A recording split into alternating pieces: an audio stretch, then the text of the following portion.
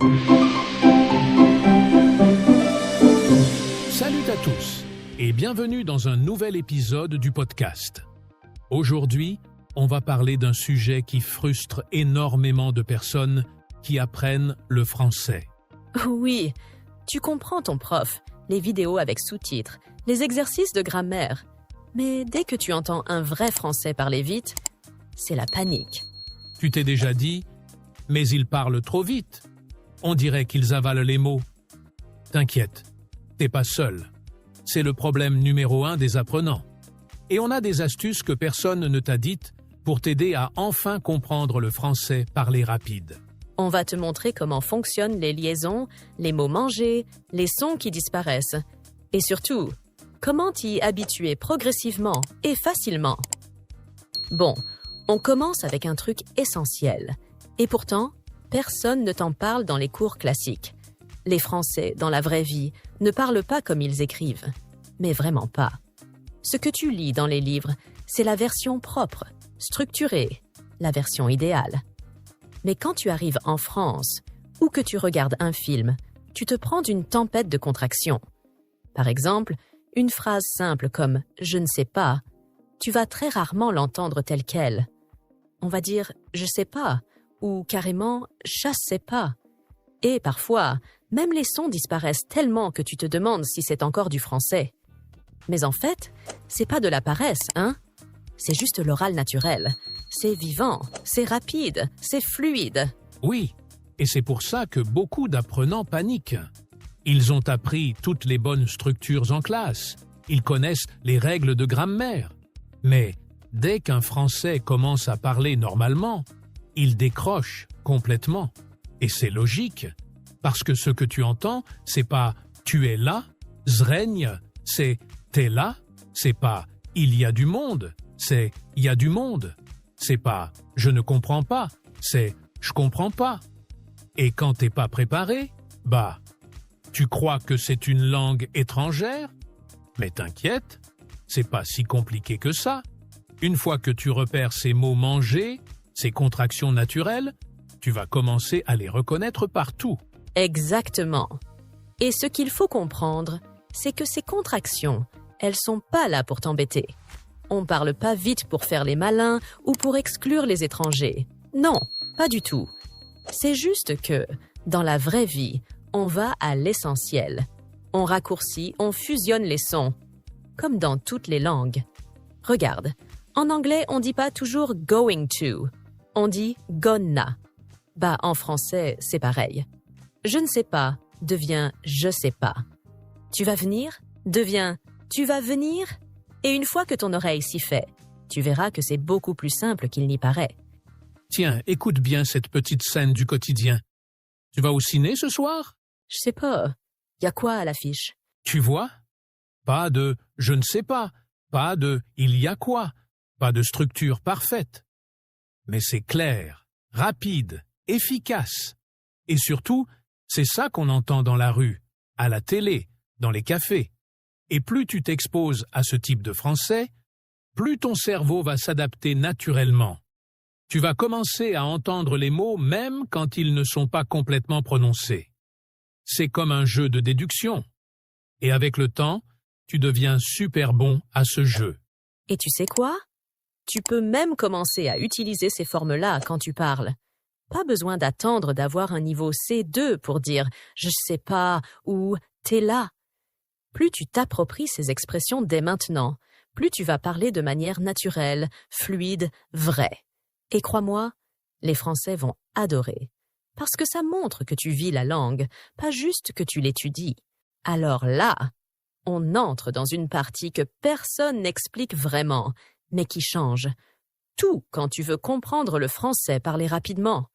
Le rythme, les liaisons, les enchaînements. Et je vais te dire un truc. Si tu cherches à comprendre chaque mot séparément, tu vas galérer. Vraiment. Parce que les Français, dans la vraie vie, ne mettent pas de pause entre les mots. Ils parlent en bloc, presque comme s'il n'y avait qu'un seul mot dans toute la phrase. Et c'est ça qui rend la compréhension super difficile au début. Ton cerveau cherche mot, pause, alors qu'en réalité, il entend blizi, bil, bli, bil, bil, bil, et il bug. Mais quand tu commences à écouter le rythme global, la musicalité des phrases, c'est là que tu commences à t'adapter. Tu passes de « je cherche chaque mot » à « je ressens la phrase entière ». Et ça change tout. C'est tellement vrai. Et je vais te donner un exemple ultra simple, mais super parlant. Tu prends une phrase basique, genre « il est allé au marché ». Sur le papier, facile. 5 mots, clair, séparés. Mais écoute un natif dire ça, ça devient « il est allé au marché ». Tu vois, tout est collé. « Il est allé » devient « il est allé ». Et « au marché » devient « au marché » en un seul souffle. Et quand t'es pas habitué, tu te dis « attends, il y avait combien de mots là? 2, 10 ?» Mais ton oreille, elle peut s'habituer à ça. Faut juste lui donner le temps, l'exposition et surtout l'autorisation de lâcher prise sur la perfection. Oui, et c'est pour ça que regarder des séries en français sans sous-titres ou écouter des podcasts comme celui-ci, c'est hyper efficace. Parce que même si tu comprends pas tous les mots, ton cerveau, lui, commence à capter le rythme. Et souvent, l'erreur qu'on fait, c'est de vouloir absolument tout comprendre, chaque mot, chaque détail. Mais en fait, faut faire comme un musicien. Tu laisses le texte couler, tu ressens les phrases, tu les ressens physiquement. Et plus tu écoutes, plus ton cerveau enregistre les modèles de sons, les enchaînements typiques, les structures fréquentes. C'est pas magique. C'est juste une question d'habitude. Et tu veux un petit exercice hyper simple, mais super puissant? Quand tu écoutes une phrase, même si tu comprends pas tout, essaie de la répéter à haute voix, exactement comme tu l'as entendu. Même si tu sais pas encore ce que chaque mot veut dire. Ce qui compte, c'est de reproduire le rythme, l'intonation, la vitesse. C'est comme faire de la musique.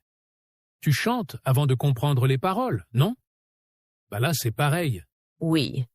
Et même mieux, mime les phrases. Tu entends? T'as vu ce qu'il a dit? Tu peux pas encore la répéter parfaitement. Pas grave.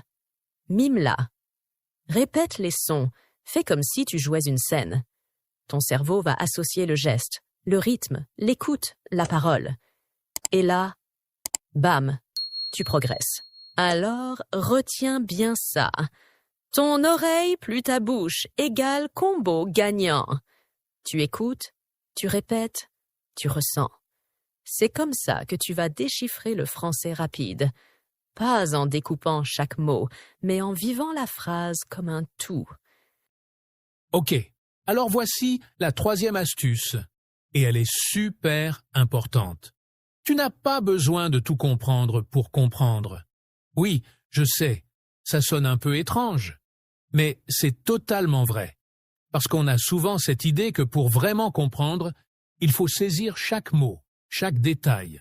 Que si on ne comprend pas un mot, on perd toute la phrase. Mais c'est faux. Il suffit de capter le sens global pour comprendre ce qui est dit, même si quelques mots te manquent. C'est exactement ça.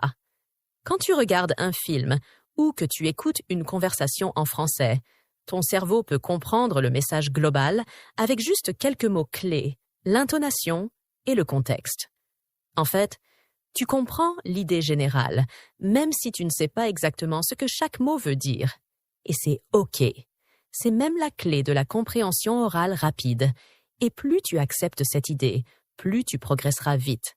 Parce que tu arrêtes de te focaliser sur chaque mot et tu commences à écouter pour comprendre le message global. Exactement. C'est un peu comme un puzzle. Imaginons que tu as des pièces manquantes, mais que tu vois déjà l'image générale du puzzle. Tu vois à quoi ça ressemble, même si tout n'est pas encore complet. Eh bien, c'est pareil pour la langue. Tu ne traduis pas chaque mot dans ta tête. Tu n'essaies pas de tout comprendre mot par mot. Ce que tu cherches à comprendre, c'est le sens. C'est ça ton objectif. Plus tu comprends le contexte, plus tu captes l'intention du locuteur et plus tu te rapproches de la fluidité. C'est un vrai changement de mentalité. L'idée, c'est de respirer. Et au lieu de paniquer dès que tu entends « blablabla, t'as vu ça ?» Arrête de t'arrêter sur chaque mot incompris. C'est pas grave si tu sais pas ce que blablabla signifie. Ce qui compte, c'est d'attraper les mots que tu reconnais et de deviner le reste. Parfois, il suffit de capter une ou deux informations clés et de les mettre dans le contexte. Ça fait toute la différence. En gros, tu deviens comme un détective du langage, reconnaître les indices et comprendre l'histoire sans avoir toutes les pièces. C'est ça, la vraie compréhension orale. Je suis 100% d'accord. Et il y a une super analogie avec les sous-titres. Quand tu regardes un film en français sans sous-titres, au début, c'est un défi. Tu perds des mots, tu te dis « C'est quoi ce mot? Je l'ai pas entendu. » Mais, au fur et à mesure, ton cerveau commence à s'adapter. Et tu vois, même si tu n'as pas compris chaque mot, tu sais ce qui se passe. C'est ce qu'on appelle le contexte. Tu comprends une conversation entière en n'entendant que quelques mots clés et en devinant le reste. Exactement. N'hésite pas à laisser ton cerveau travailler. Ne sois pas trop dur avec toi-même. La compréhension orale rapide, c'est pas toute la phrase que tu comprends. C'est le contexte dans lequel la phrase s'inscrit. Les indices de la conversation qui te permettent de comprendre l'essentiel. Alors, même si tu entends « belle la belle belle belle », respire et focalise-toi sur les mots que tu reconnais, l'intonation qui t'indique si la conversation est positive, négative, sérieuse ou humoristique. Et si tu ne sais pas exactement ce que signifie un mot, c'est pas grave. Accepte l'imperfection. Tu n'as pas besoin de tout savoir. Ce qui compte, c'est l'idée générale. Voici une astuce toute simple pour t'entraîner à ça. La prochaine fois que tu regardes une vidéo ou une série en français, essaie de mimer les scènes, même si tu ne comprends pas chaque mot. Imite ce que disent les personnages, même avec des mots que tu ne maîtrises pas. Ça aide à appréhender le rythme et à visualiser l'ensemble de la scène. Ton oreille et ta bouche vont travailler ensemble pour faire passer le message. Et plus tu t'entraînes, plus tu vas décoder le français rapide sans t'en rendre compte. Alors, on récapitule rapidement. Premier, apprends à reconnaître les contractions orales, comme je sais pas, t'es là, ya. Deuxième, habitue ton oreille aux liaisons naturelles et au rythme rapide du français parlé. Troisième, et surtout, accepte de comprendre sans tout comprendre. Parce que c'est comme ça qu'on progresse. Et rappelle-toi, comprendre le français rapide, ce n'est pas une question d'intelligence ni de talent. C'est juste une question d'habitude, d'exposition, de patience. Plus tu t'imprègnes de la langue, plus tu l'écoutes, plus tu la vis, plus tu progresses. C'est inévitable. Et si tu dois garder une seule chose en tête aujourd'hui, c'est ça. N'abandonne pas. Même si aujourd'hui, tu as l'impression de rien capter. Demain, tu vas comprendre un mot, puis une expression. Et bientôt, une conversation entière sans même y penser. Alors, si cet épisode t'a aidé, abonne-toi, like la vidéo et surtout, laisse-nous un commentaire. Dis-nous, quelle astuce tu vas tester en premier? Est-ce que tu vas essayer de répéter les phrases, d'écouter sans sous-titres? On lit tous vos messages et ça nous motive à fond. Merci d'avoir été avec nous. Et surtout, continue à kiffer le français parlé. À très bientôt. Salut!